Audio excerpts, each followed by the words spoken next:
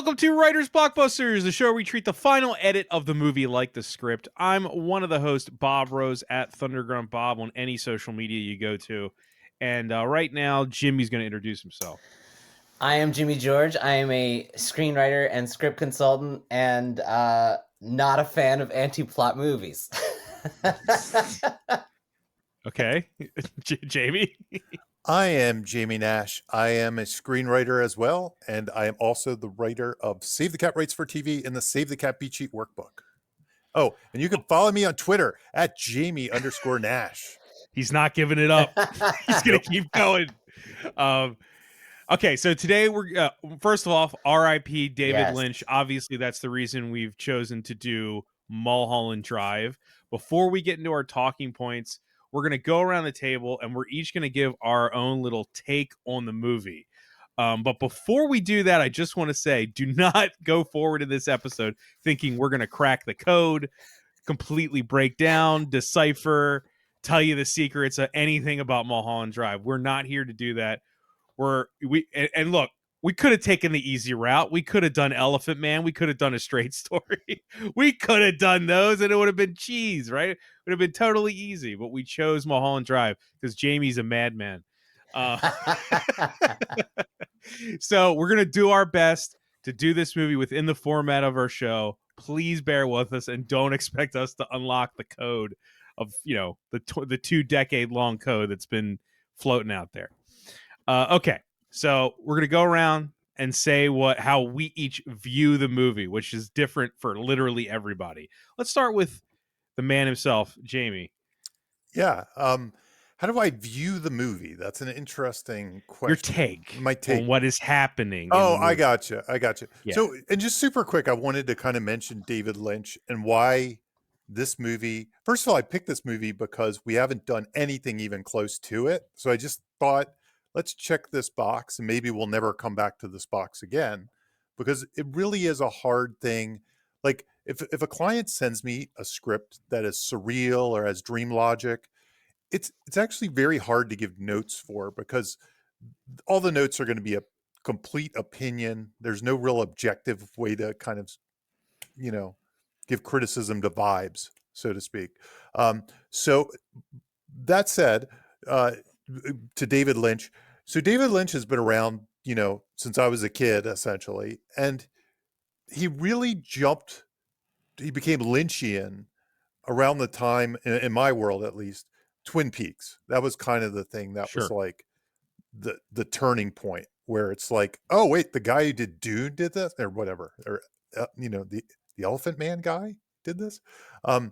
And Twin Peaks was sort of, I guess, when did that come out? 1990 or something like that? 89? I can 90s? look. Give me Something. a second. So around the time I was just starting college, I think. So I was a film guy. By the way, I was a film guy, but a TV. 1990, you're right. Yeah, I was a film snob. Like, I didn't really like TV. I watched TV, but I was kind of like, it's fine. But I need time to go to the cinema and watch movies. So Twin Peaks came out, and it was kind of this juggernaut that everybody was talking about. And it really felt like something I should be watching, but I kind of missed the boat on Twin Peaks, to be honest. I missed the first couple episodes. It was TV back then. It was hard to go back. You couldn't, stream it or anything. So once I missed, I was like, I kind of missed this. And then I tried to pick it up a couple years later. I think I got VHS tapes of it or something, and I tried to watch it. And I sort of understood it, but I didn't really get why it was so popular. I was maybe I saw it too much later. Like I saw it like 8 years later or something like that. In the meantime, I think I had watched, here's the weird thing. I think I've seen all of his movies except Inland Empire. That's the only one I haven't seen. So yeah, it's the only one. And maybe I even tried it and turned it off or something. I don't know. So I've seen all the other ones. So I saw them over the years.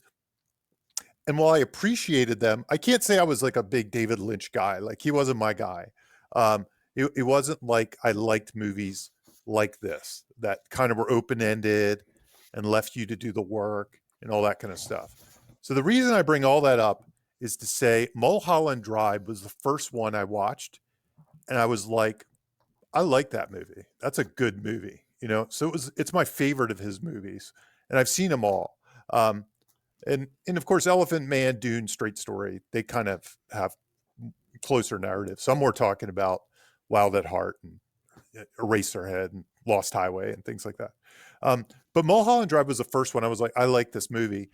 And honestly, and I'll go through this in a second, but I actually felt like it was understandable. Like, first of all, there's a total head fake in the beginning because it does feel like a noir. It feels slightly satire, almost not too much unlike we watched The Substance last time. But it has a weird style to it or something, like kind of like it's tongue in cheek. You know, it's kind of being Sunset Boulevard while also being modern day or something. It has this kind of thing going for it. And my take of what so do you want my interpretation of what the movie is, or are you just like like within reasonable amount of time too? We could sit here all day with Gotcha. Jamie. You could, you could break down the movie for 10 hours. Just my 2-second pitch then on that. So Diane wins a jitterbug contest, I guess. So this is out of order, of course. You're almost better saying the actress name. Yeah, Naomi Watts. Naomi Watts, yeah. She wins a jitterbug contest, comes to town, falls in love with a woman. The woman becomes a bigger star than she does. She gets jealous because there's a lot of casting couch kind of stuff going on. And through all her bad hopes and dreams, she eventually hires a hitman to kill her ex-lover. The hitman does the job, but she kind of is racked with guilt and almost it's almost like an Edgar Allan Poe sort of thing. And then ultimately that guilt forces her to kill herself. And the movie we see, 75% of the movie is almost her dreamlike fantasy of a version of her life, an interpretation of her life with various characters that populate her life being radically different in a weird sort of way, more optimistic, but also has its own weird, dark kind of side that she's not the culpable one of murdering her lover. Is that what you're looking for? Something like that? Yeah, no, that's okay. No, that's my take on the movie. So, and I think that's a fairly vanilla take. I was going to say that's pretty much more or less. You mean you didn't have much time to say it, but more or less the popular. It's probably the Wikipedia assumption. Take, if I had to guess. Yeah. If you had to, right? Yep. I think that's pretty popular. And to be honest, my take on this movie, like thinking about it afterwards, was that he's kind of trolling us. David Lynch is kind of trolling us. I think he throws things out there. Maybe I'm wrong. Maybe I don't understand David Lynch at all. I think he throws things out there for us to play with, and he doesn't really have an answer to all the things or something. Can you give one example of that you think is an example of that? Just out of curiosity. Like you said, it's going to be a weird talky episode, so we'll get to the points. I'll push us there. Don't worry. I don't know. I'm even thinking about you shared something like his DVD clues, right? He has those DVD clues. Yeah, there's how many of them are there? I think there's what he says, like pay attention 10. to the red lamp. I think I think he might be screwing with us. Like no, there's like, actually that guy on YouTube had a pretty good answer for that. But sure, I'm sure I could come up with a great answer for you the probably red lamp, could, dude. Yeah, but that's what I'm saying. I think he's just like screwing with us. I think he's like pay attention to the red lamp, and it's like the red lamp is just a art design. You know what I mean? Like somebody brought the red lamp in and put it there in the day, and he's like pay attention to the red lamp. I think there's stuff like that, but there is things I'm trying to think, because I honestly don't spend much time puzzling over this because I don't think all the and you dots connect. Yeah, well, I like it. I know.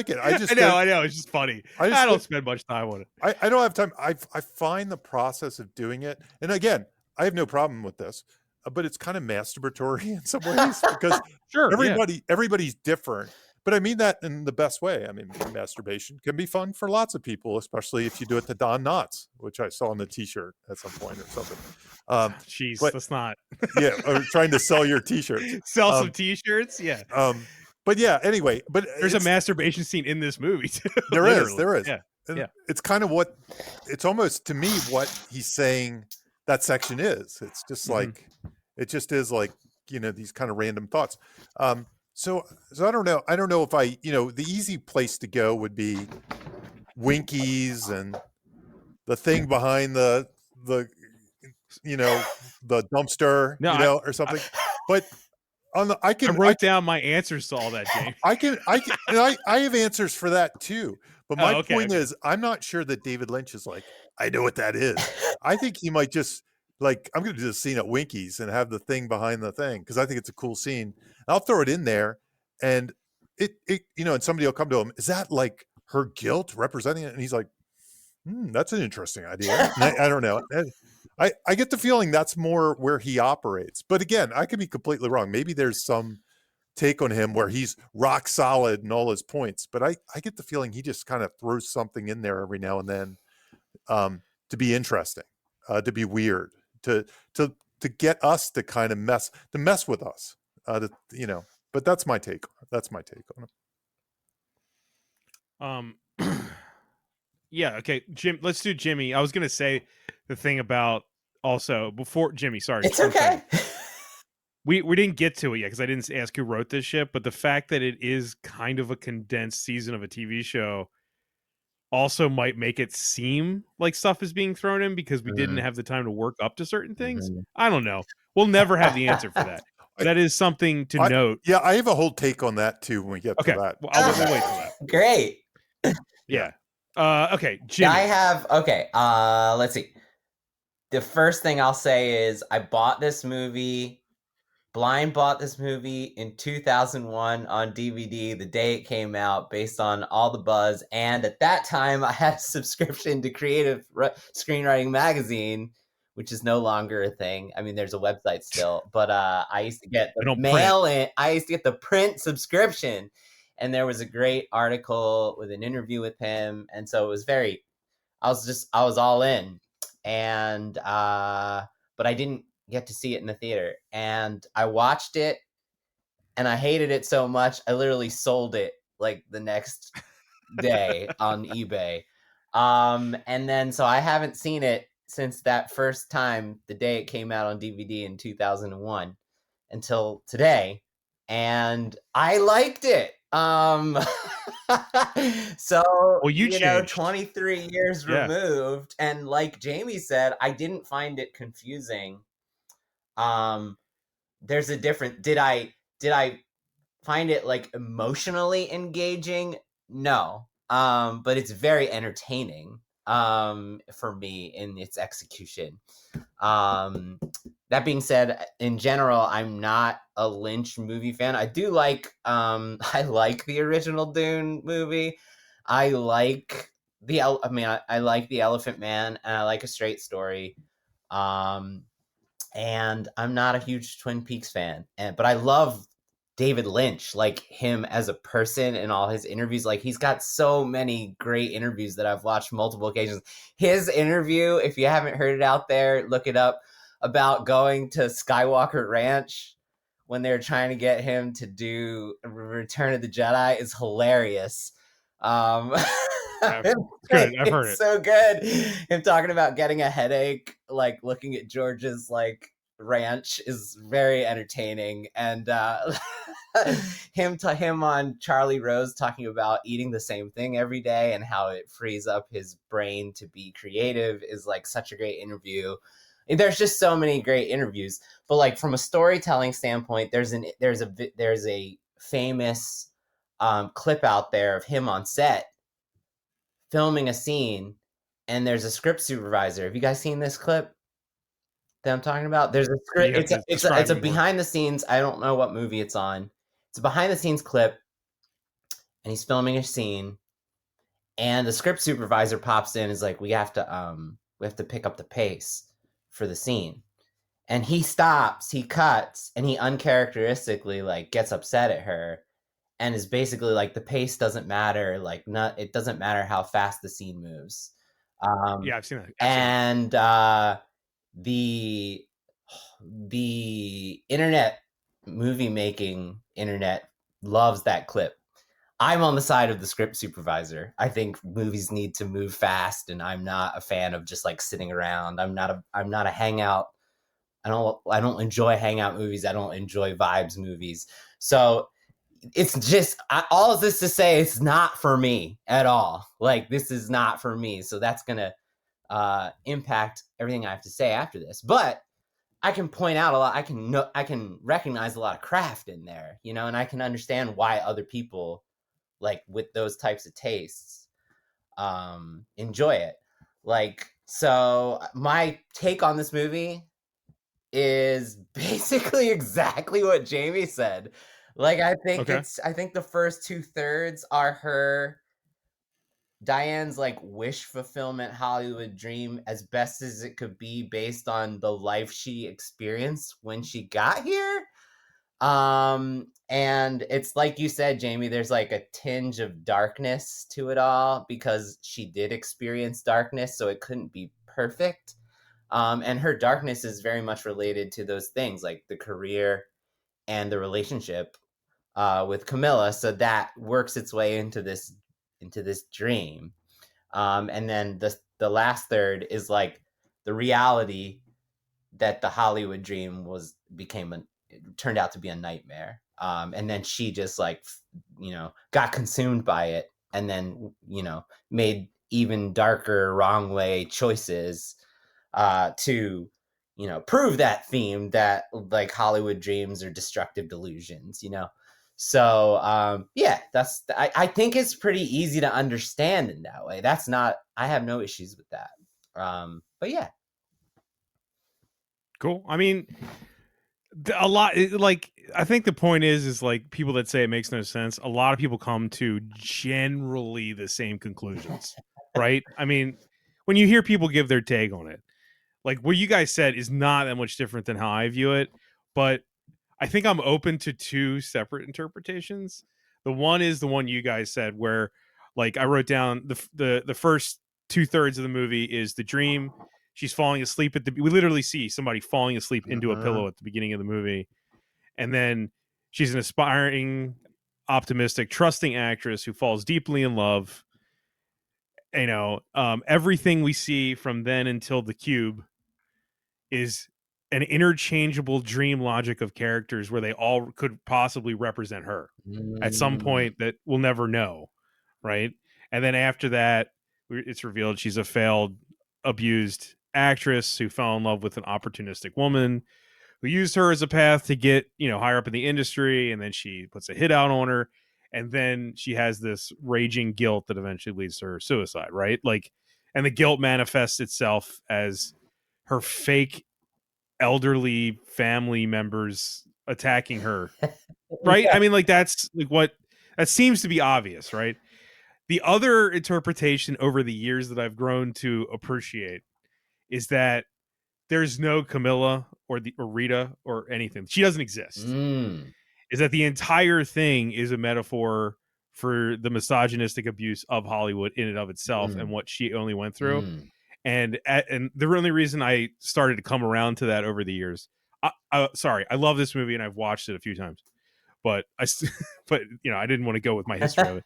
But as I keep watching the movie, there's so much in there about Camilla adopting what Naomi, like, you know, the whole wig thing and everything. And I think Camilla is more of a symbol of who she tried to be in Hollywood and what she tried to do. And then after the dream is over, it's revealed she failed at it. And there's a lot of metaphor that I don't have time to talk about. Like, I would need way more fucking time. But there's a lot of metaphor in there. Like, in the end, there was never another woman or any love story. It was all about her loving herself and her failures in the system of Hollywood and the how horrible men treated her. And, you know, eventually led to her dreams dying. And the end is not a suicide. It's actually the end. It's metaphorically the end of her dreams. Wow. That's the other take that I like. Interesting. And I could go, like, we don't have time to go into it, right? I mean, we could spend all day here. That if I rewatch that last third, I could see that. Like, especially like the hitman is basically, she's her own hitman. She's like deciding to she's talking to herself. kill it all. Yeah, interesting. The one thing I'll say, because I don't want to keep us in this part of the Yes. podcast too much longer, but the two men at Winkies, I don't know how you guys interpret that, because that is maybe for me the most odd scene.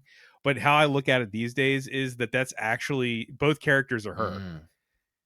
And she's saying that there's this, like, she loves this restaurant, but there's something in the back that she's seen the face of through the wall, but she can't quite see it. And she never wants to actually experience it.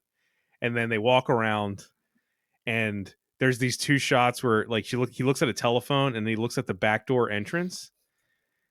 And it makes me think of like that's how you enter Hollywood, from the horrible back door that you're scared of.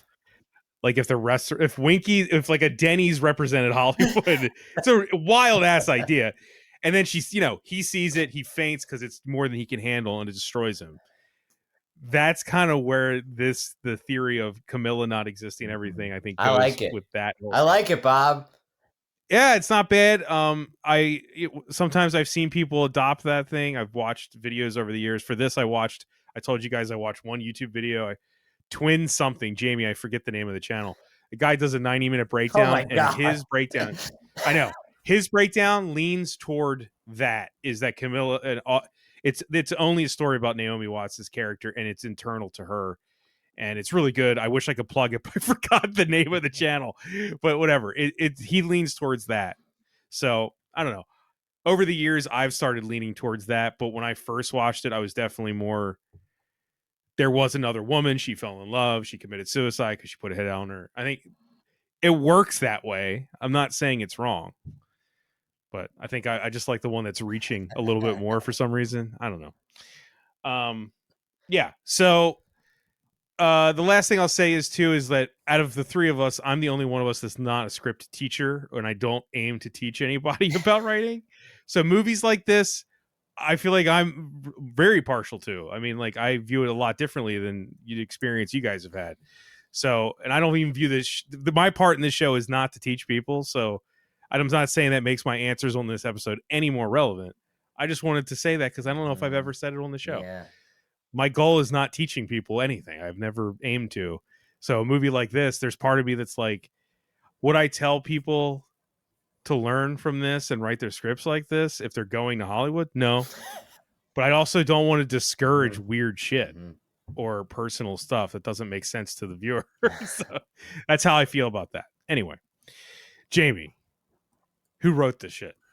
We already said it 90 times. Yeah, you didn't tell us about the red lamp, though. You didn't include that. Oh, I didn't write something down for the red lamp. Okay. That was the guy in the video that had the red lamp. Pay attention to the red lamp. That's what. So the actual note is, notice appearances of the red lampshade. That's the actual note of that. See? Yeah. David Lynch's scavenger hunt for Mulholland Drive. Yeah, dude. That's right. So David Lynch wrote this. Interestingly enough, if you look in his IMDb, he's written a lot of stuff. Most of them are short films, tons of short films over the years and all kinds of stuff. But his IMDb writing section is enormous, but it's all like music videos and short films and all this other stuff. PS2 commercial. Yeah, all kinds of stuff. Like the weirdest one was like his appearance at Comic-Con was listed, and I guess he just talks, and that's his writing. That counts as writing. Yeah, I guess. I don't know. He probably didn't fill out his own IMDb. Yeah, I'm sure he did not. Let's give him a break. No, I don't think he signed up for IMDb Pro. I doubt he ever looked at IMDb. So put his pictures up and stuff like that. This looks good. Every week he's checking his meter. He's like, damn it, I'm going down. I got to make another Twin Peaks. So anyway, David Lynch wrote this. Here are a couple of things about this movie that we alluded to. There's the whole thing where we mentioned that this started as a pilot. So he actually shot the pilot. It's actually what you see in the film is the pilot, the beginning part. Wow, I did not know that. Yeah, and much so that if you look up the script for this, it's just the beginning part, kind of with a pilot-y ending that just leaves things hanging. And they didn't take the pilot. He has all kinds of jokes about, like, how much they hated it, and how the guy, you know, was drinking coffee and standing up while I was watching it and just hated it. And eventually, Some of that made it yeah, into the movie. it did. It did. Yeah. So, so then he got money from like some kind of French financier and somebody else. Canal. Okay. That And was the name of the company. yep. And they shot basically the end is what they shot. But so much so that if you look up, so like I said, you look up the script online, you can't find the script of Mulholland Drive, the movie. And that's because my gut says he probably just wrote like the back end to shoot the scenes he needed to, but never put it together, put it together in a script. I may be wrong about that, but that's my take. Is there's probably a pilot script, and then he wrote the other scenes as a like separate script, and they never. And then he was like, "Well, we'll re-edit it and figure it all out and stuff after we shoot this additional material." Did he write the season? Is there any chance of that? And then he took stuff from the season scripts that we have no access to? So that's my theory. I'm not even sure. So first of all, this is pure speculation. And sure, yeah. And if I Google this, maybe I'm totally wrong. Like I didn't do that much research on this. There's part of me that wonders if this wouldn't have been anywhere near the ending, or even the like, it might have like just played out as an ordinary story if it was a TV show, and some with weird twists, but maybe not as left turny as this one did. I don't know that this movie was his intended story when he set out to write the pilot and the season. And there's part of me that wonders if it was like, you know, because he had to wrap it up quick and he only had a pilot. So maybe he just was like, I got to do something freaky, you know, and he just did, and he added this back end to kind of tie it in a bow. So the budget wasn't enormous. It was like 7 million or something, right? Yeah, the budget that I saw was 15 Not that that's million. small. It was 15 million. Okay. But that's probably pilot fees and turnaround costs and all kinds of stuff. I think I saw 8 and then they gave him 7 later to That's what I'm thinking. To do the back end part. Yeah, to do the back end part. It kind of reminds me, I used to do at one of the schools I teach, I used to work with the thesis projects that students did in their film class. And you know, college thesis projects, this is the first time some of these students make a short film. Some of them end up being kind of disasters, right? And they show up to us every couple months and they show us what they have, or they tell us their plan. And every now and then they'll be like, well, my movie ended up like crap. So what I decided to do, I pivoted and I'm going to make a movie about a filmmaker who makes a crappy movie. And it happens like every other semester that somebody comes up with this brilliant plan. So I'm going to document myself and my feelings about the movie mixed with the. That's kind of what I wonder if that kind of happened with Mulholland Drive. Like he had this chunk of material. He had like an hour's worth of material, or maybe longer. You know, actually the pilot script's like 70 minutes. It's a long pilot. So it felt like an hour and a half pilot. I half wonder if he looked at that and was like, Well, it's also like he added in all this stuff about like being forced to have leads you don't want. And yes, the reason this wasn't picked up, if you guys didn't, you probably know, but is because they thought that the 2 women that were the leads weren't young enough to be future TV stars, which is horrible. And then you look at the movie and like, I mean, I was saying how I interpreted it. It's all about like Hollywood's abuse and misogyny. And I don't know if he steered it towards that in the latter part that he filmed, but like it seems like a lot of stuff that happened, the movie's very focused on attacking of what he experienced, you know, with this. So that's a pretty horrible thing to say, is they couldn't be TV stars because they're too old. Yeah. Those two? I know. Jesus. Yeah, especially when you think they didn't even feel that, like Naomi Watts doesn't even feel that old now, let alone 25 years ago or whatever. Years ago, yeah. On top of that, a couple things. Box office. So box office on a $15 million budget, this movie made 20 million. So it wasn't a blockbuster or anything like that. But here's my question for you. You know, what do you think the top 2 David Lynch movies are? Box office. Dune got to be number 1. Dune, I would say probably Dune. Dune's number 1. Dune's number 1. But here's the interesting thing. Dune's number 1. It made 40 to 42 million off of 39, so it actually lost money. Oh shit. But Dune is number one. What do you think number two is? I think I want to say Blue Velvet, but I know that's wrong. It's got to be wrong. no, it's Elephant Man. Elephant Man, which seems, kind of, so like his first couple, well, besides Eraserhead, which was his most profitable out of the gate, were his big, box office ones. And then as he became more unique in his voice, the box office dropped. So wow. The Elephant Man became, it was 5 million. It made 26 million. Critically acclaimed, won Oscars, everything. Mulholland Drive is his third biggest with the 20 million. And then after that, it kind of falls off. It's Wild at Heart, 14, Blue Velvet, 8.6, Straight Story, 6.2, Eraserhead, 7, which I don't know why that's not ahead in my list here.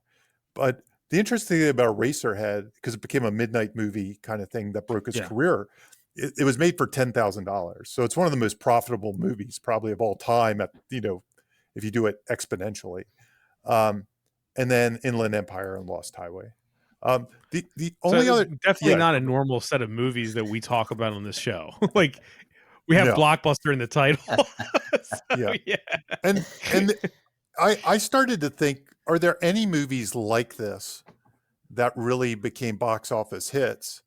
And for that matter, do they still? When you say like this, you just mean like weird? Kind of weird, kind of surreal, open-ended, lots of interpretation, lots of stuff. And the one that came to mind, and I researched, I can't find the thing. Let's see if I can find it here.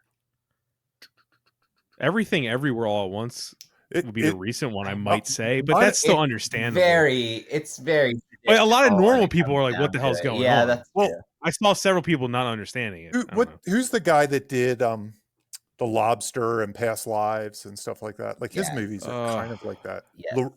That kind of. He's got that. He's got a foreign Laurentiis. Yes, I know exactly what you're talking about. And can't think of his name. Doppelganger movie. What was the Doppelganger one? And his movies made decent money. Like Poor Things made good money, I think, because it was pretty Emma acclaimed. Stone was in it. It was acclaimed. Yorgos Lanthimos. We need Jamie's name. I probably said that long. Yeah, I know, right? I was actually thinking like Hereditary. What's the one? Beau is Not Afraid. Ari Aster? Ari Aster, yeah. He kind of dabbles a foot in this stuff, in some ways. I mean, also our most contentious episode. Hereditary, yeah. That would be the other movie you could point to that was kind of in this realm. Even that is even that makes sense. Arch plot. Also, I feel like Ari Aster has explained the movie. Yeah. In this case, we don't have. He'll never. David Lynch never would. Yeah, I don't know that he's trolling us as much. I think there might be things we don't understand, but I gotta say, Jamie, I don't exactly agree with the trolling thing because that's fine. I'm not like arguing. By the way, my trolling, I'm using trolling as a word. Yeah. I don't necessarily am using that as negative. I'm using that as more like he's saying the movie is up to your interpretation. And I've given you things to I thought you meant like no, but so did I. I was like, damn. Yeah, I was like that. David Lynch wouldn't do that. Imagine him that way at all. He's very sincere. I feel like he's like, it's a reflection of yourself. It's not like a secret I put down. Like I threw this stuff. It's like a Rorschach, and I threw this stuff up so you would connect the dots, and that's kind of what I meant by trolling. Okay, I can dig that. It was the other one. So I'm always like, I don't feel like I want to play your Rorschach. That's what I feel like a lot of times. So I'm like, I get it. I understand what you're doing.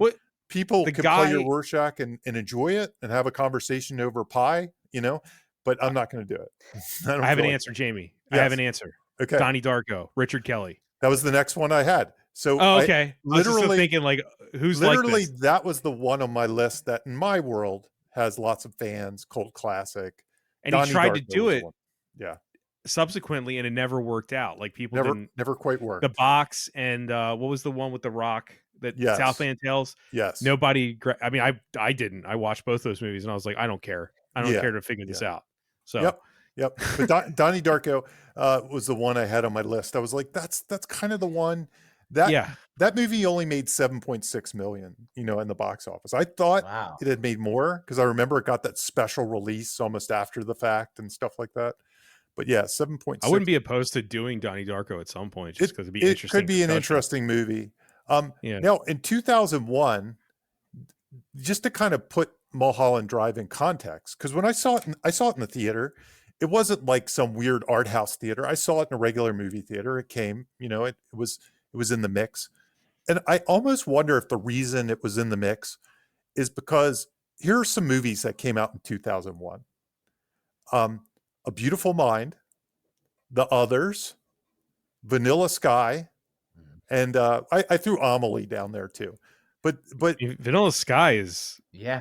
I mean, love it or hate it, that is a literal dream movie. And those movies have certain Yeah. like dreamy or in my mind or whatever kind of twists in the middle that this kind of all those movies have sort They of thing. do. Yeah. Wow. Yeah. And they Yeah. were very commercial movies that made hundreds of millions of dollars. What did Vanilla Sky make? Vanilla Sky, it made $203 million. Tom Cruise, man. I'd start Tom Cruise and Cameron Diaz. Cameron Diaz and Tom Cruise. Yeah. Yeah. So movies that made a lot of I think this was on the heels of The Ring, right? For Naomi Watts, this was a big time for her. I think it was before The Ring. It's before The Ring.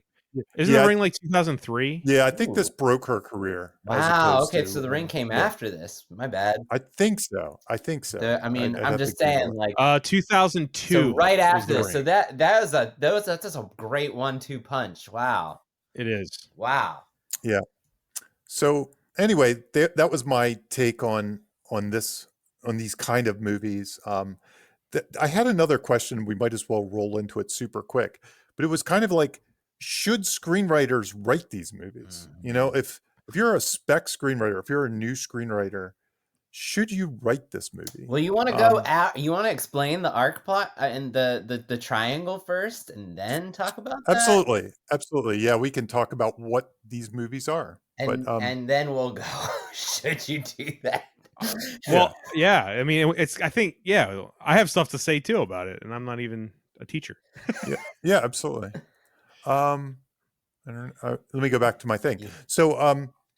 So in Robert McGee's book Story, and this is something we've talked about in other episodes, but not in a while, he has these three types of movies and movie structures in a sense. And the way he shows them, and you should Google this if you've never seen it, he puts them in a pyramid. And at the top of the pyramid is what he calls classical design or arch plot. And arch plot has the following kind of characteristics, and then I'll kind of give you examples of what arch plot is. Causality, closed endings, linear time, external conflicts, so very plotty kind of things, single protagonist, and consistent reality. I'd say they have, so causality, setup, payoff, closed endings, everything ties up in a bow. Generally, things go on time. AKA the Hollywood cheeseburger. It's the Hollywood cheeseburger. We normally do. The MCU is nothing but that. And quite honestly, a lot of independent movies follow arch plot as well. Sure. However, then you have in the other corner, in the left-hand corner, he has minimalism or a mini plot. And mini plots have open endings, internal conflicts more than external, multi protagonists. So it might not just have one hero, it might have several that you're following, several different stories, and oftentimes passive protagonists.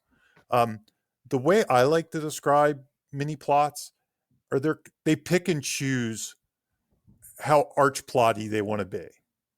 Like maybe they have one character or maybe not.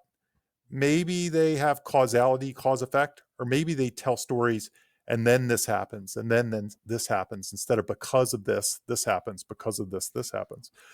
What's for the listeners? What's the most notable mini plot movie that you could think of?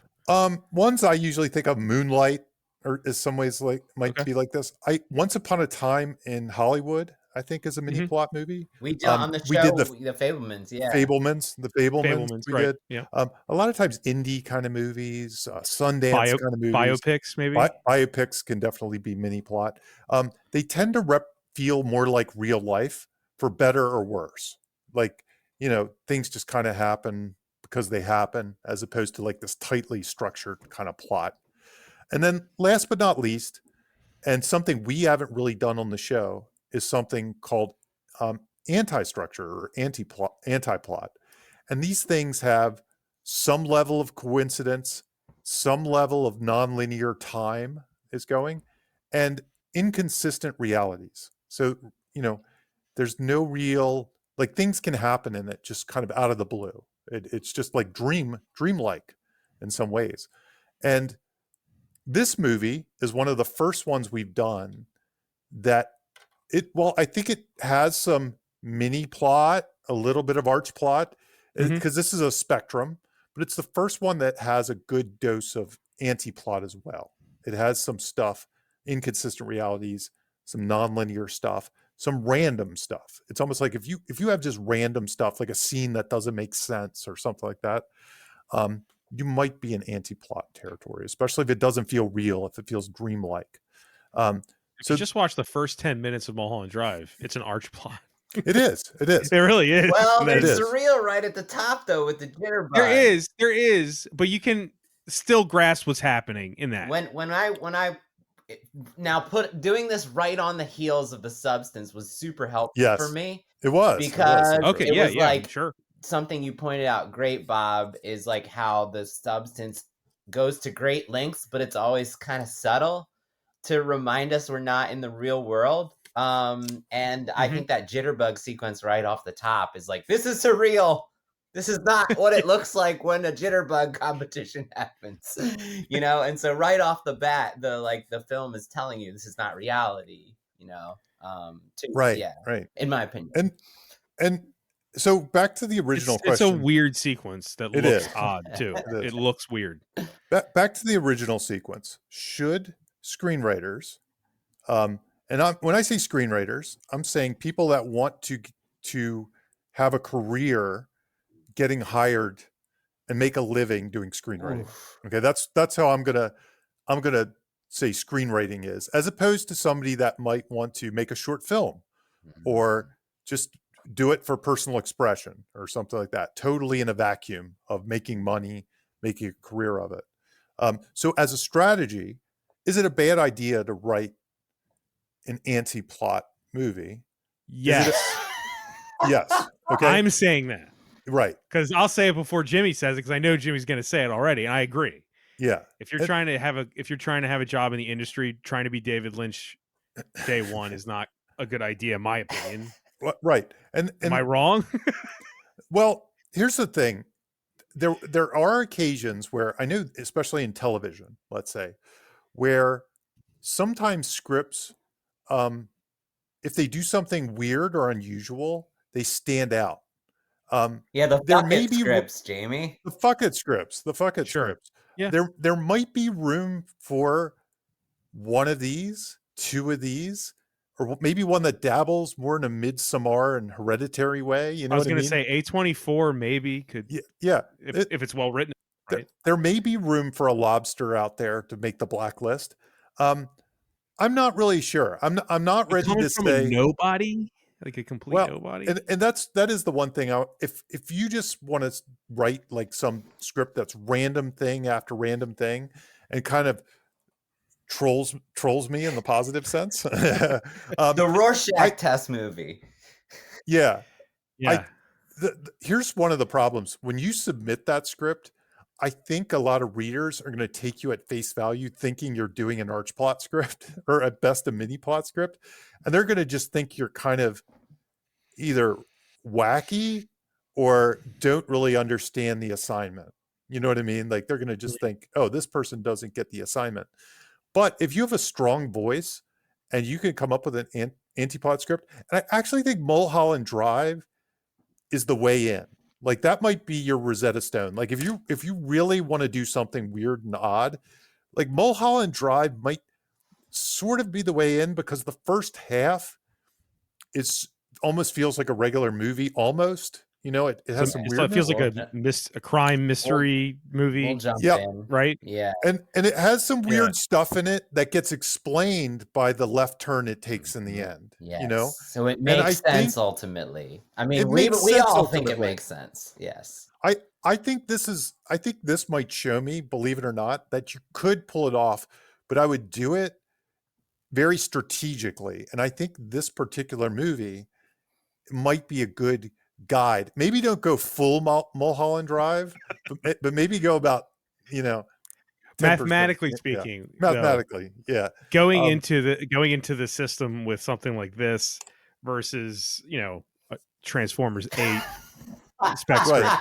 So what has the better chance of getting you in the door, I guess. Yeah. Is what and for that reason, I mean, a podcast like this that tries to pluck lessons from screenplays to teach screenwriters to write stories that will give them careers in screenwriting, it can be a little tricky to navigate, of the goods and bads of it.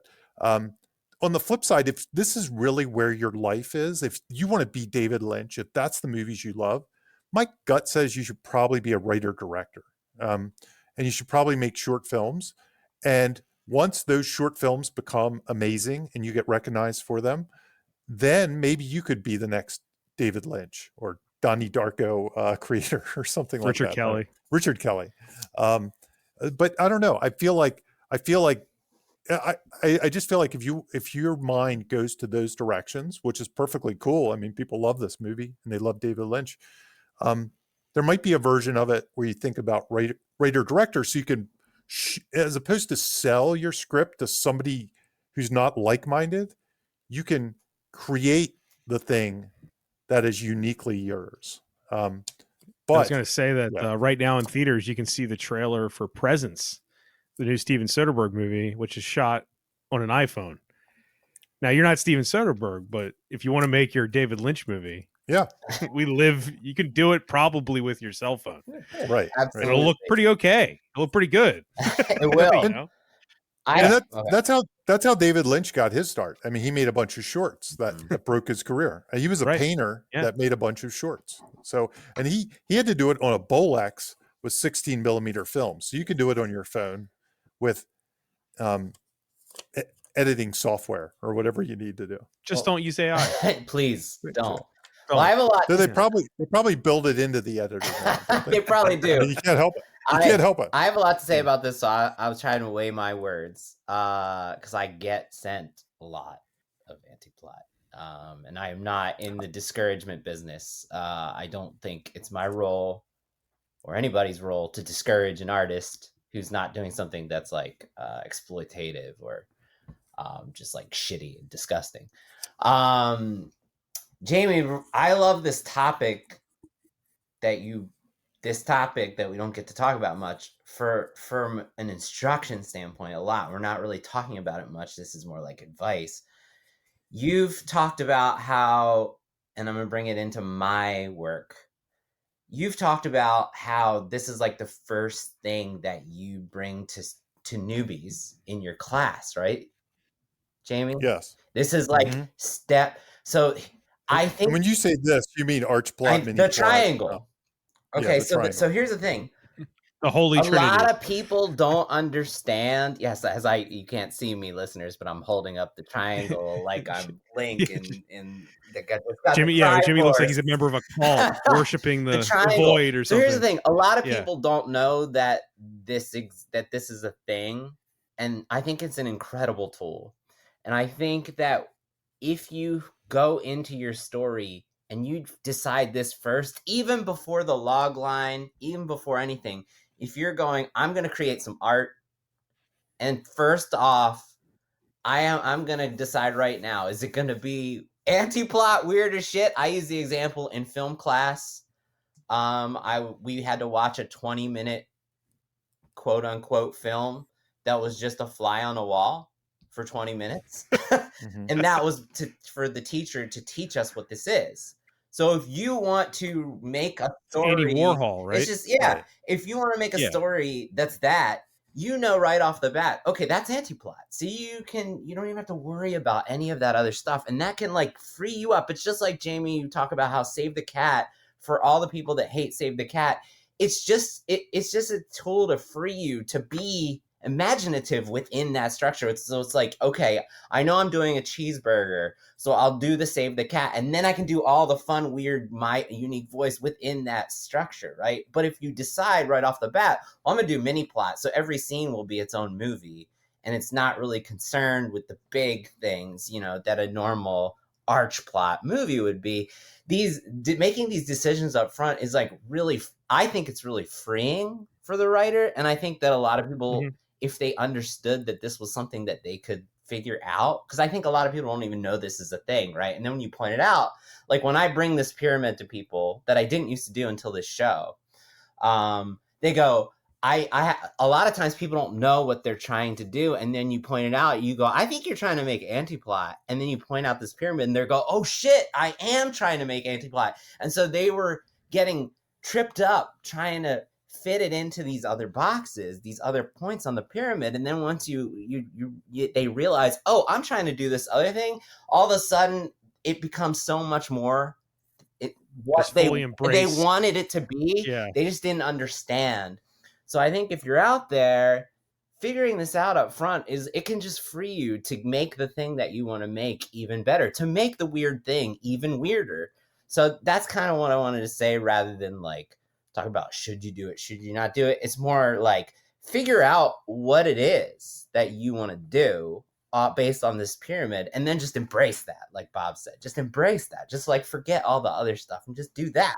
I want to say one thing. As someone who's made both arch plot and anti-plot, and a mix too. Films. You've made mixes and a mix. I made a mix.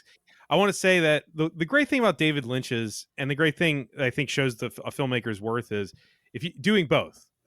David Lynch could do both. I mean, Dune, he already said he never had Final Cut, but I think Elephant Man is a masterpiece. Straight Story is an excellent work of art. He could do it. If David Lynch was like, I just want to be a jobber that makes good stories for normal people, he could have done that. He was fully capable of being that storyteller. And because of that, he's also like the master of the anti-plot. Of subverting all of that. Because he could totally have mastered, and he did. He could have mastered the normal. I actually think we're going to bring up examples that show he fully understands the art. Yeah, that's what I'm saying, Jimmy. Yes, like Mulholland Drive understands what an arc plot movie is, but it's an anti-plot movie. It's kind of subverting right. It at I mean, that's all kind of right why points. we're here. Yes, right. Like David Lynch himself could totally make arc plot movies, and has. He could have made Return of the Jedi, and it would probably be okay. Yes. I don't know what it actually would have looked like, but it would have been okay. Yes. That's wild. That's a wild ass. I just kind of wanted to put two things before we move on, because I just want to say these things on the same topic. To me, if I feel like I get two types of stories sent to me from aspiring screenwriters, and I think figuring this out for yourself is going to help you figure out where your story fits on this triangle and how to just like make it more of that. There's an experience where people want order, which is those closed loops where the writer is trying to tell a story that like is in order, right? There's lots of order. And it's about like goals, obstacles, rewards, stakes, urgency that we talk about, those main ingredients. And then there is the other writer who all they want is to make you confused on purpose. The point of the story is consistent ambiguity and consistent disorientation. It's an exercise in confusion of emotions, confusion of what the world is and the reality, confusion of what we're seeing, and like Jamie said, interpretation that's up for grabs. The Rorschach. I call it narrative chaos. I think that some people, they're drawn to narrative chaos both in what they want to watch and what they want to make. And if you're trying to make a Hollywood cheeseburger, that's not how it works, which is why a movie like Everything Everywhere All at Once is so unique, because they found a way to give us that narrative chaos amidst the package of a Hollywood cheeseburger arch plot movie. Right. So I think figuring out, do you want to disorient me the whole time, or do you want me to be able to follow and understand? Those are two very different experiences. And if you can figure out what it is that you're trying to make, which one of those, it's going to help. So, yeah. Too bad that because of the times we were in, we never did Tenet.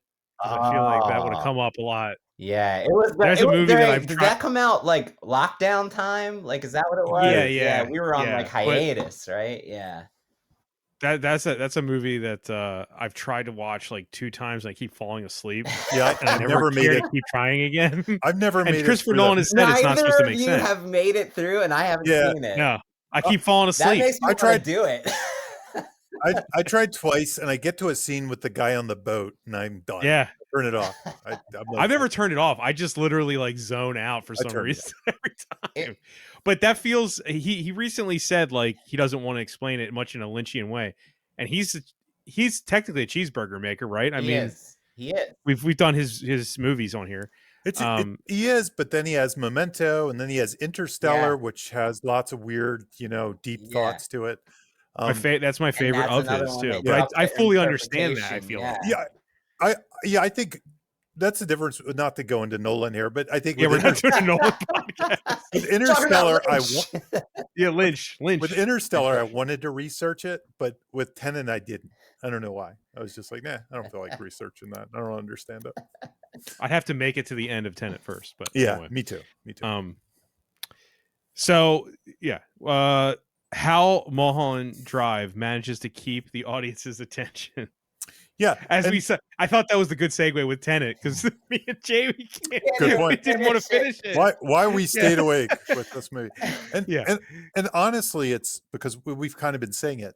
Is even though I believe, because I believe a lot of anti-plots, if you put them on, would lose a lot of audiences. Not everybody. There's some people that would be their jam, but it would divide the audience.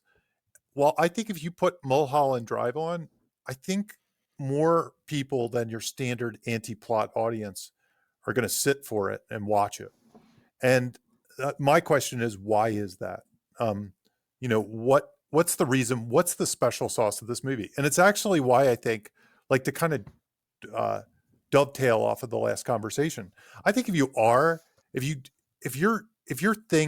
voice is to be a little David Lynch, I think this movie is instructive if you want to write this kind of screenplay, because I think you could actually weasel your way into the good writing sample conversation with a script a little bit more like Mulholland Drive than maybe something else.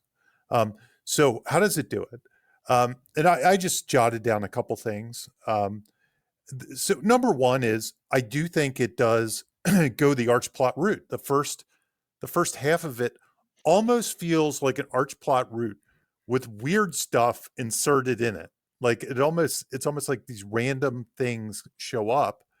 And they're only random because they don't come back, and it get explained later. We don't know the Winkies scene is random until later. That's like, oh, those guys. Yes, they're not characters in this movie, really. We think when we're watching it, I mean, unless you kind of know David Lynch and you're like, this is going to be weird, but we think it's going to pay off. We think Winkies is going to pay off, in some specific way, somehow. In a way, it does pay off, but not in the way that we thought it would.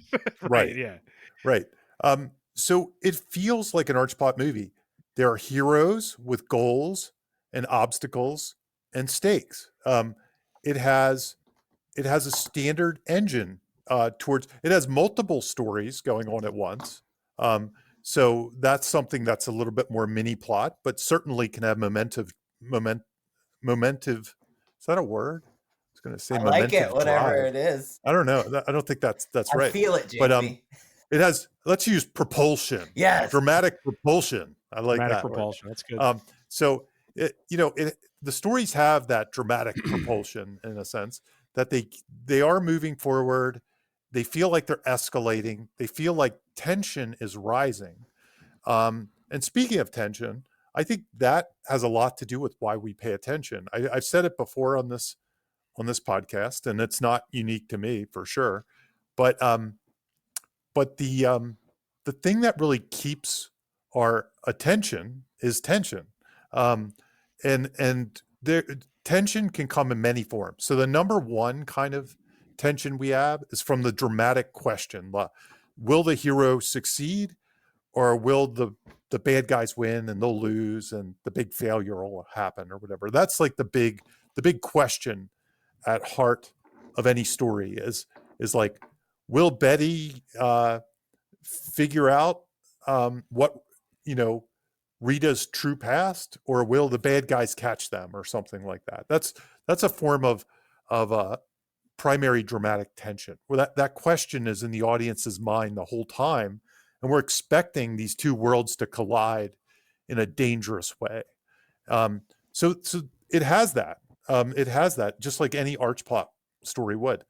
But there are other forms of tension as well, and I've talked about them before. I'll do the ones I remember off the top of my head. Romantic tension, which there's that in this. Sure, there's a romance, and that's a tension that keeps us interested. The kind of, will this relationship escalate, so to speak? Blossom. Propel. No, I don't know. Propulsion. I like that. It sounds like one of those wacky Hollywood words. Then there's one of the ones I often bring up, but we never really talk about. But this one, I mean, it totally has a cinematic tension. And you could even think of the scene at Winkies, how that's shot is all cinematic tension. I mean, it's like it's kind of execution. That's something that's not necessarily on the page, but you could tee that up for a director on the page. There's certainly a way you could know, like you could lengthen the page, through your words and sparseness and the build and the escalation at Winkies to get there. Mystery is another prime form of tension, and this one definitely has that. And even some of those things I'm joking, like, kind of trolls us with, they actually present as mysteries in the early story before we realize it's kind of a dream and maybe they won't pay off. They just seem like, because if we see a scene like the Winkies scene, we're like, what does this have to do with it? And the whole time we're thinking. Right. So everything that happens, we're like, oh, maybe that is what Winkies was about, or whatever. And we're having this whole dialogue as an audience member, trying to guess along with the movie, trying to guess the outcome before it comes. So mystery is another one. Then there's suspense, which is kind of something that can happen as well if we're given like some horrible thing in the background. Like we know, for example, we see the attempted hit on Rita at the beginning of the thing. We're kind of ahead of I wanted to say Diane, of Betty, or Naomi Watts. We're kind of ahead of her. We know how dangerous it is. So it's kind of suspense in a way. We know that the two are gonna kind of collide. So we have superior position. Superior position. Yeah. In this movie, because it's not a singular POV, we're jumping around a little bit. We kind of see the kind of inner turmoil of that movie making business that's happening in the corner. We know that's going to collide with us somehow with this young actor and things like that. So there's some suspense there. So tension is a big part of it. And just super quick, some of the other ones are, and this, Bob, you alluded to this. David Lynch knows how to make a movie by the rules. Like he knows basic film noir. He could make a basic film noir, and he knows enough to make that in the first half, knowing in the back of his mind, or whether he did or not, based on my pilot theory. But he knows how to make one. He constructs it, and then he can break that later on. But we don't know that. He sets the hook. He sets the hook. And that's what makes, when it does take a left turn, that's what makes it so good, is he's given us the arch plot movie, but also set up that it's not an arch plot movie. There's little setups in there, little mysteries, little weirdness that'll kind of pay off when it does take a left turn. So he does that as well. And last but not least, I think if you're doing one of these kind of movies, if you're writing one of these kind of movies, or maybe even if you're writing a mini plot movie, strong scenes. Like this movie has so many scenes that stick in my memory. The Winky scene is a strong scene. The Winky scene is a great scene. her audition scene is a great scene. You know, Oh yeah, when I think of that, I never forget that. The scene of the guy taking advantage of the actress in the car, that one stuck with me for, you know, over this time. Because I haven't seen this movie in a long time, but there were scenes, the Silencio scene, stuck right. with me. They're just I like the cowboy confronting the Justin cowboy. Theroux. The cowboy is another scene, and these Yeah. scenes just. I mean, I, I I haven't seen this movie maybe in 20 years. Oh, I could have told you all those scenes from 20 years ago. I just remember all of them, and I remember how strong they are. Um, it just has really good scenes, and the scenes almost work as, you can almost look at it as a collection of mini stories in that way. They're almost like these great vignettes that happen, and they're just really well executed. So anyway, but they were just a couple of things that I said. Yeah. Jimmy, I'm sure you have a lot to say on this one, right? Yeah, I do. I'm trying to figure out where my entry point is to Let me pick up just where Jamie is talking. Yeah. I just want to say one small thing about what Jamie just said too. Sorry, I keep keep coughing into the mic. So I don't want to like say my credentials on here, but you know, I've been a member of Mondo Baltimore for like 14 years. I have my own bad movie podcast for like 5. There's a difference between movies that don't make sense and movies that are like we're talking about right here. And when Jamie, when you were like talking about like the good scenes and stuff, that's the difference to me. I've watched so many movies that make absolutely no sense, but they were trying to. And the scenes weren't good. That's the difference here, is that those small scenes, you can tell there's actually a master at work in those small scenes. There's a good Right. director, there's good directions, and that's how you separate it out Mm-hmm. from a movie that is simply doing its best to try to make it to the finish line versus a movie that is actually in control. And I think this movie, yeah, David Lynch is in control of this movie. I think from that one topic, the scenes, Jamie, it speaks to all those tension tools that you just talked about, because each one of those scenes, they sort of reboot into their own thing, and they have their own characters that are only in, a lot of times only in that scene, and they have this scenario that's not really tied to the whole other thing. And within that scene, though, there's building tension using all of those tools that make it so interesting and memorable. And then you hop into another scene and it resets, and it's like, what is going on? Who are these people? Where are we? And then you're constantly catching up. So in that way, I applaud it. I think it's really entertaining. What I wanted to say it's sort of crossing the same things that Jamie talked about, but specific. When I was watching this, what it reminded me of a lot, it's funny that you just brought up Nolan, because here I go again, is it reminded me a lot of this one whole topic I did on the Memento podcast episode. Whereas like movies like this, it reminds me of, like, from a writing standpoint, they're really operating on two ways. There's two sets of dramatic propulsion, Jamie. There's two whiteboards happening from the construction standpoint, and that is, we have, and both of this is in the writing, because David Lynch has got to execute it, but he's also, like, it's in the writing phase that you craft this stuff that you're going to execute. To Jamie's point, like, you could tee this up. If you're not a director, you can imagine that you would be, to execute this weird shit. So I would encourage you to do that if you want to be weird. So it's operating on two levels, which is what the story is. The log line and character experience is its own whiteboard with its own construction and execution in the story. And then you have a whole second whiteboard, which is how the story is told.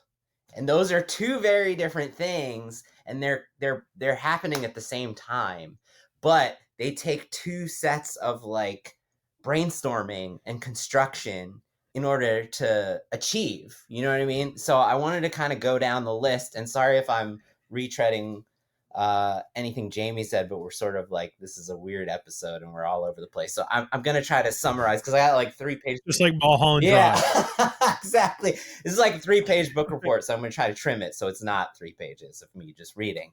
But like, you know, if Jamie, you kind of did a good job of saying sort of a log line, right? Like the log line I have doesn't follow our standard goal, reward, stakes, obstacles. But if I were to describe this movie in a single sentence, so like what the story is, the one set of whiteboard, it is: after a car crash leaves a mysterious woman with amnesia, an aspiring actress helps her uncover her identity, leading them both down a surreal path that blurs the line between Hollywood dreams and nightmares, and dark reality.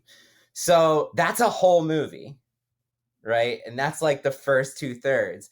But then you have the actual thing that's happening that they also have to play with in order to make it all work, which is the Diane-focused story logline is: a failed actress in Hollywood reconstructs her tragic past through a dream world where she's the person she always wanted to be.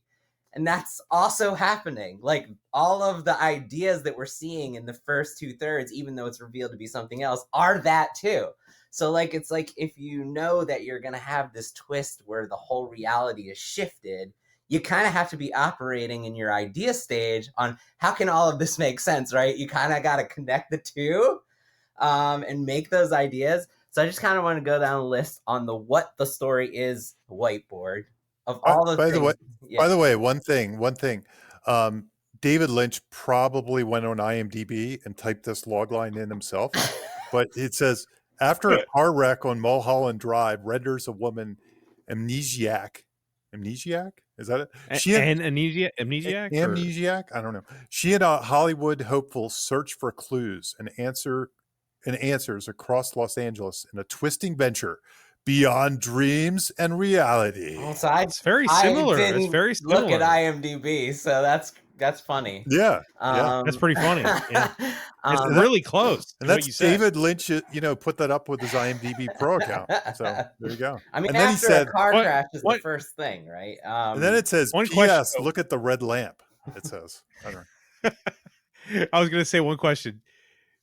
Do you think David Lynch thinks of anything like that? Or thought of anything like that? He's got to sell it, right? So he's got to sell it to the network. So like, I am going to assume that he needs to have documentation that makes it palatable for. He probably had to have a show Bible, right? So the suits need this, and so he needs to do it. Whether that's something he uses as a tool, who knows? I was going to say, if you look at the screenplay for this, it's a pretty good screenplay. I mean, it's pretty well written. It's not like some weird, like, I hate reading screenplays, I'll save it for the day kind of.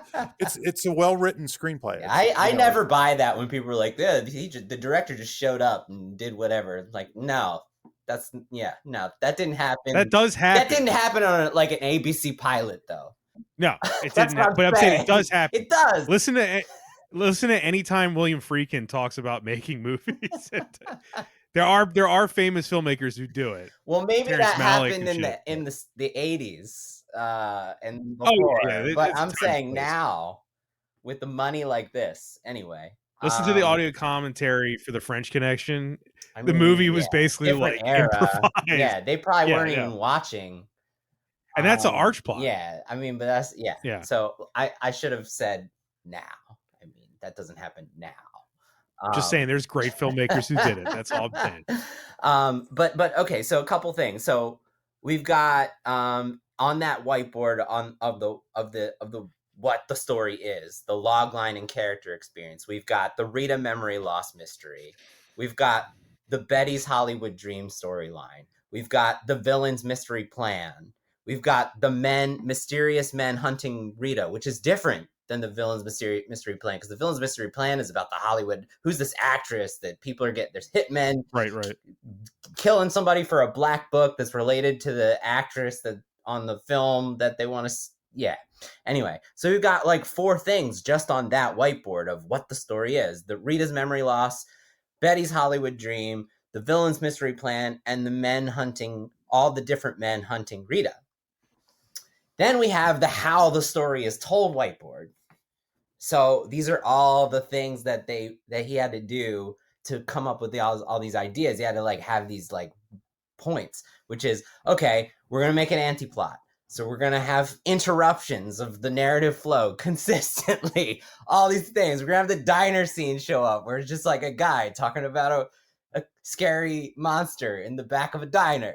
And you're going to have the Club Silencio, where it's just people performing on stage. And then our characters are just watching them and crying at the performance. You're going to have a sudden identity shift in the third, in the next third. You're going to have nonlinear perspective. Like you're going to have surreal, all the different surreal tones, right? The surreal tone, there's a whiteboard of that. Everyone is behaving bizarrely. Everyone's speaking strangely. The Winkies monster. The elderly couple is weird in the beginning, weird at the airport, and then they're miniature in the end. You have, I mean, even when they're not miniature at the end, they're fucking screaming weird. at her. Yes. Yeah, he's fucking you weird. have the cowboy at the ranch in the middle of the Hollywood Hills. The supernatural lights blinking there. You've got the... a lot of people think he's God. Maybe so. A lot of people say he's God. You have the blue key that's really weird, and they don't act like it's weird. Yep. They're like, look, it's a perfectly normal key. And then you have the blue box transformation, which is surreal. And then you have all this ambiguity, right? So you have an ambiguity whiteboard. You have who is Betty, who is Diane, who is Rita, who is Camilla, what's reality, what's a dream? And you're constantly asking yourself that moment to moment, and then the story is doing that like intentionally. It's also reality versus dream versus time. Linear. Are we linear? Yes. There's stuff that's happening as we're seeing it, and then there's also the stuff that happened that was real, but it's a flashback. So it's like, yes, it's even that. So the right? linear, the timeline aspect of it, yes. And then you have I'm not going to call it unreliable narrators because they're not narration, but you have unreliable protagonists because they're even confused about their perspectives consistently for the whole time, just like Memento. And then we have like my other favorite thing that this movie does to keep our attention, building off what Jamie asked, is just the questions themselves. We have all these great questions. There's so many questions. We have the plot questions. Who is Rita and why can't she remember? Who's trying to kill Rita and why? Why must Adam hire this specific actress? Who is Diane Selwyn? Can Betty help Rita uncover her identity? Will Betty succeed in Hollywood? Will Adam resist this mysterious pressure? Why do characters seem to shift identities? Which reality is real? Betty's or Diane's? What does the blue key mean? What does it unlock? What does it represent? And then ultimately, a lot of those questions are actually answered. A lot of those loops are actually closed. So in that way, it doesn't function as an anti-plot. Some of those questions are then revealed to be alternative meanings to the questions. And then some of those are completely left open, like the blue box, the red lamp. But like my favorite thing that this does, and then I'll be done with this topic, this book report, is so I think you brought this up earlier, Jamie, about central story question. So like that's something that's like a really powerful tool when you're writing a script. A lot of times I'll ask, and it goes back to that goal, stakes, rewards, obstacles, urgency part of your like the lock-in and all of those things that we talk about. A lot of times I'll ask, the story will be confusing for a script I'm reading, and I'll ask the writer, what is your central story question?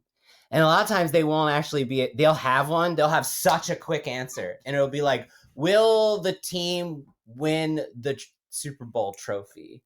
And I'm like, that's not actually that's like a plot question, right? What you're saying does happen. It's in there. That's not actually the central story question, right? You have to like break it back and like, who's the main character and what's the question that gets the team to win? Can somebody who hates themselves love themselves? Right. Or something like that. So, I don't know. I'm just saying that generically. But like on this one, they have a great one that doesn't come in until a little later. It's like 45 minutes, which is, who is Diane Selwyn?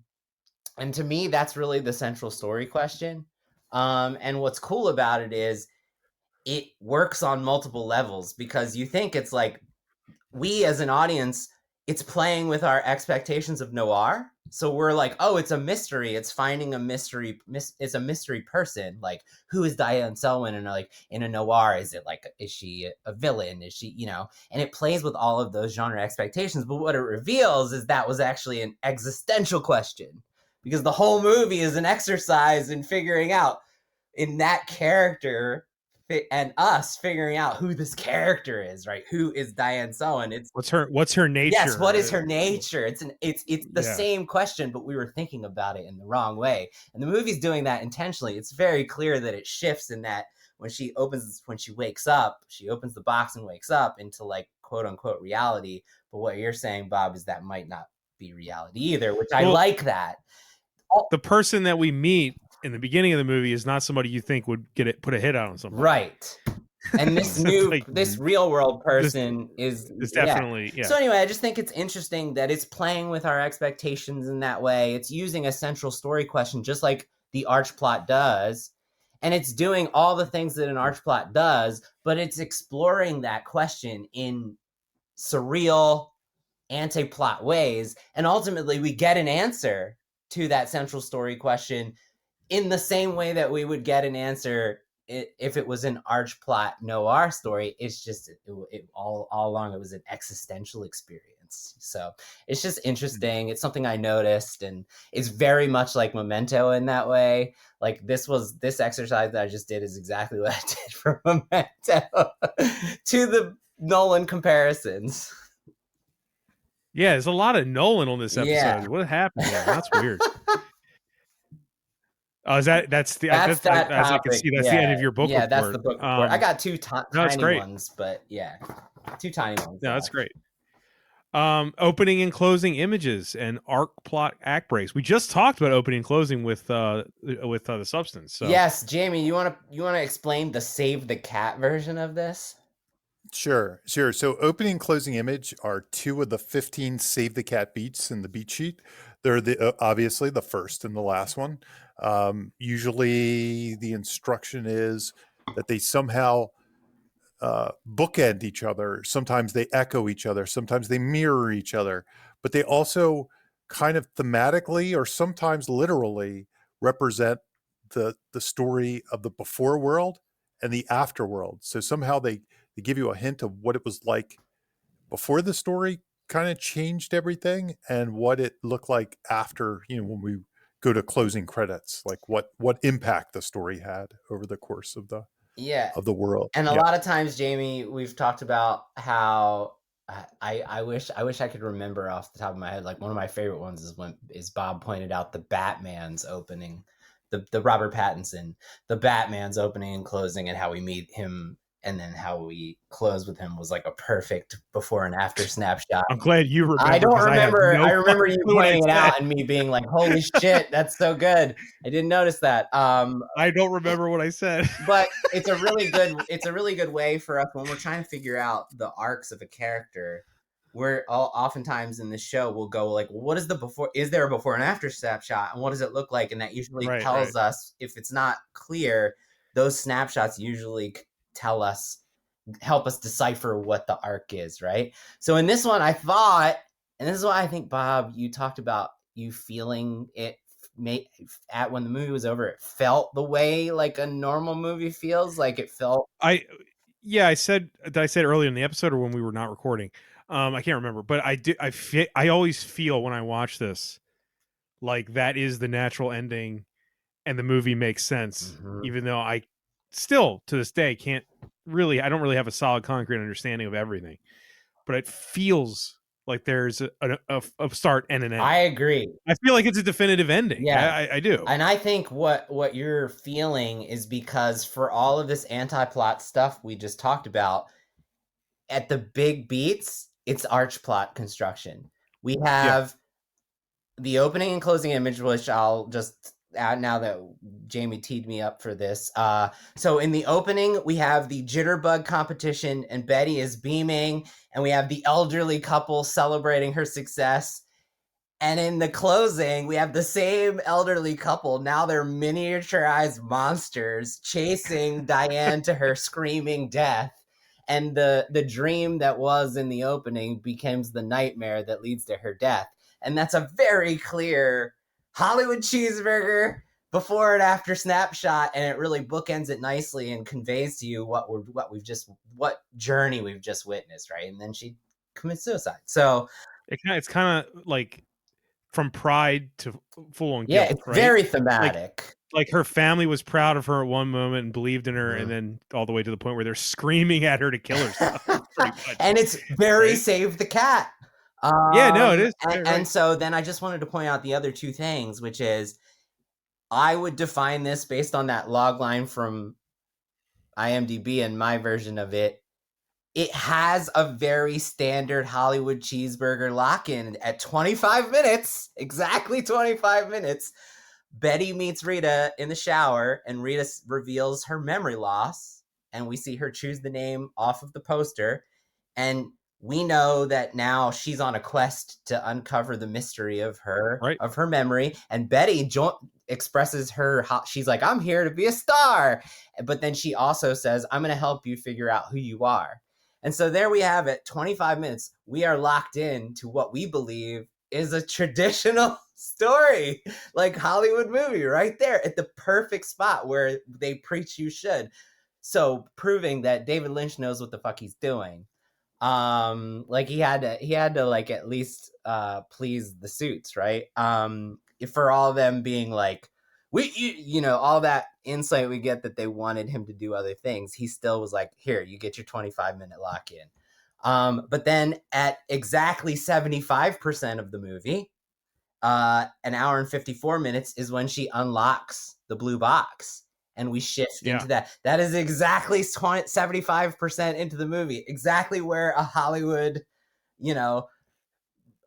arch plot movie would put their end of act 2. Right. It shifts into the third act. So, and then it has that bookend, that Save the Cat bookend. So for all that anti-plot stuff, at those big points, those are 4 big points I listed, it functions just like your average Hollywood movie would. So I think that's why it feels so cohesive in that way. That's why I personally left it feeling like, well, for all this weirdness, it's pretty cohesive and easy to understand.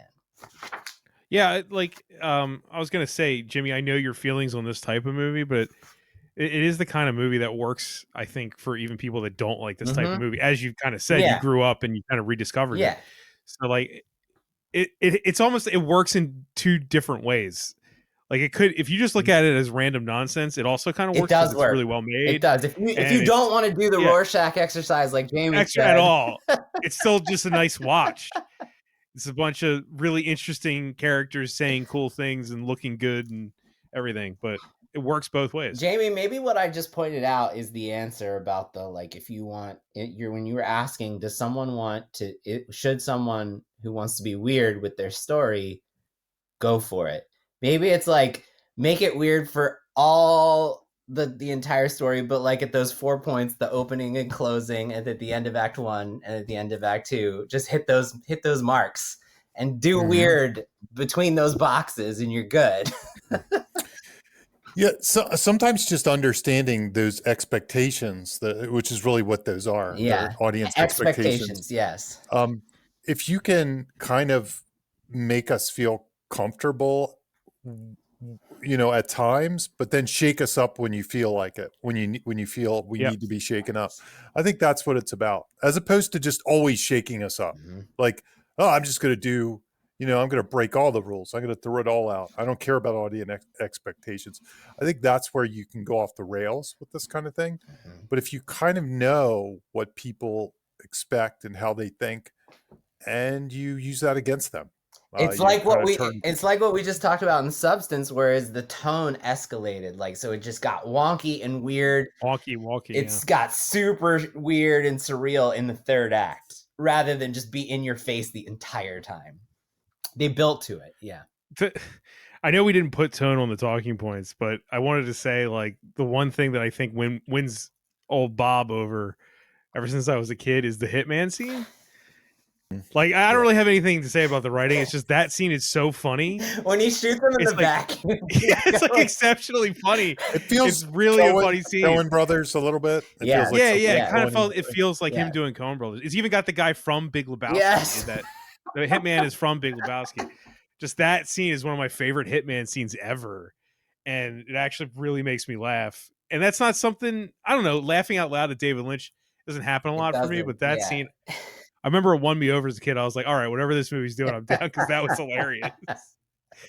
So yeah, There's a lot of that funny scene. moments in this movie. Yeah, it's a when- lot of funny stuff like, there. Justin Theroux naturally makes he's me laugh funny, yeah. as an actor, you know, because he kind of feels this whole movie like, why am I here? There's this whole sense of like he doesn't know why he's in this movie, and he hates himself. I don't know. It's really funny.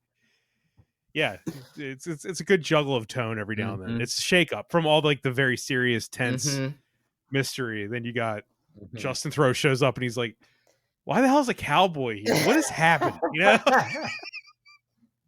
You know.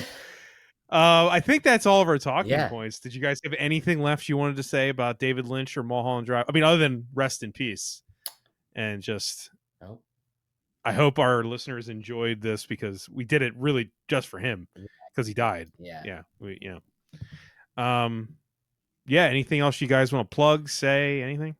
I'll just say, if you have any questions, I know we haven't done a question, but we have one ready to go. It just didn't feel right for this episode, this anti-plot focused episode. But if you have any questions about anything, like Bob said, what's our favorite food? Yes. Jamie would love if you asked us to list stuff. Just ask us to list things. Your top 5 favorite John Carpenter movies or something like that. List the last 20 years. I'll do it. God. Chronologically. 2005, 2006. Right. And then, actually, you know what? Before we go, wait, I didn't say the email address. writersblockbusterspodcast@gmail.com.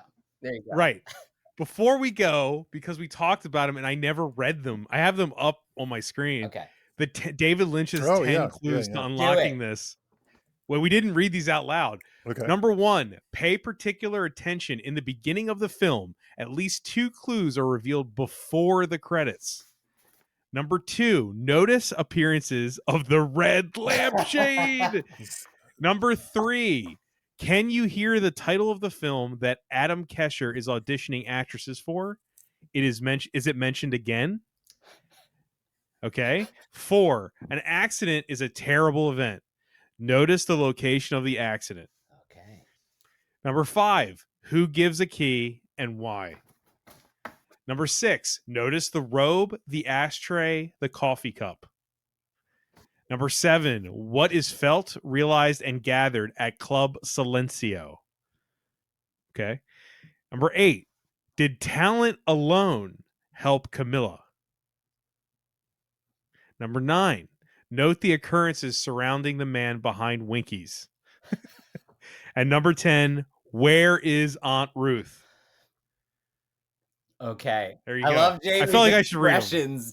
That was a Rorschach test of its own, me watching Jamie's expressions. Just watching Jamie like being like, respond. Jamie's like, it's all trolling. It's all trolling. I mean, just hearing that, I'm like, come on. Give me a break. Imagining him saying that is immensely entertaining to me. Like, just imagining. It is totally entertaining. Pay You seriously don't attention. think that David Lynch meant something by that stuff, though? I think he's playing. With us. So, okay, I looked it up real quick. The YouTube channel, if you want the assumed answers to those, the YouTube channel is called Twin Perfect, and 4 years ago they released a video called The Terrible Secret of Mulholland Drive. Okay. And this guy goes down all of those points and breaks down what they mean in the context of the movie. So there you go. If you're not satisfied with Writers Blockbusters doing an episode of Mulholland Drive, that guy did like an hour and a half on it. Oh, just an hour. So there you go. Which is probably less. That's less than us. So yeah. There, plugging other shows. Yeah. What we do. I think that's everything, guys. Yeah. Jamie, Jamie's frozen. Jamie's froze. I'm frozen. Are you still there? I'm still here. Okay. This is our anti-plot ending. Anti-plot ending. Pay attention to the screen when it freezes. Listeners don't know, What's but on it? often Jamie will freeze like 5 minutes into an episode, and we're just staring at this angry grimace. Bob and I Now- for the entire thing. Right now, Jamie looks like he's like about to fall He asleep. does. His eyes are closed and his head is cocked to the side. He's just frozen in time. That's what I look like watching Tenet. There it is. There's your setup and your payoff. All right. All right. Bye, everybody. Thanks for listening, everyone. Hey, this is Bob Rose, and thank you for listening to Writers Blockbusters. If you'd like to financially support the show, please consider joining my Patreon. I've been producing the podcast for several years completely out of pocket, and I'd like to keep producing it ad-free and no longer at a loss. If you'd like to help, head on over to patreon.com/Bob Rose Sucks. That's right, Bob Rose Sucks. And if you want the one and only Jimmy George to help polish up that writing project you're kind of struggling with, head on over to scriptbutcher.com. As a listener, you already know he's the best there is, scriptbutcher.com. You can also support the show by simply sharing it or leave us a review on Apple Podcasts. We appreciate both. Thank you for listening, and see you next episode.